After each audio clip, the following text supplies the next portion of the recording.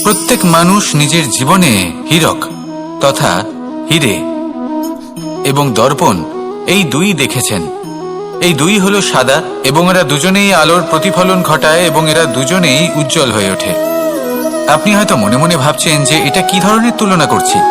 একটা হীরে তো রত্ন, তার মূল্য দর্পণের থেকে অনেক গুণ বেশি। কিন্তু হীরে থাকাতে দর্পণের মূল্য কিন্তু কোনো অংশে কমে যায় না, তাই না?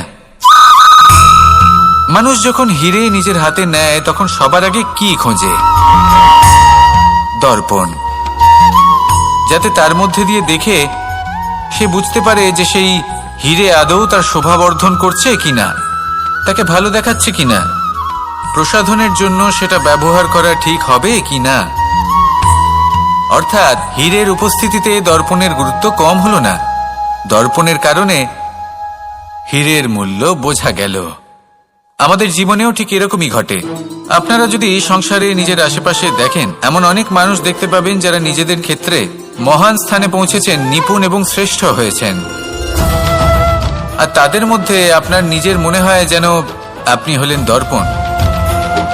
নিজেকে ছোট মনে করবেন না। আপনার মূল্য কম হচ্ছে না, আপনার নিজস্ব মূল্য আছে। আর যদি আপনার অস্তিত্ব না থাকে তাহলে ওনাদের অস্তিত্বের মূল্য সংসার বুঝতেই পারবে না।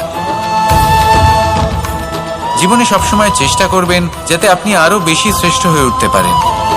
আপনি নিজে যে স্থানে আছেন সেটাকে ছোট মনে করবেন না, তারও নিজস্ব একটা মূল্য আছে।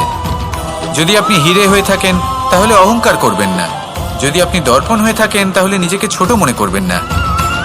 আসুন আর আমার সাথে ভালোবেসে বলুন, রাধা রাধা।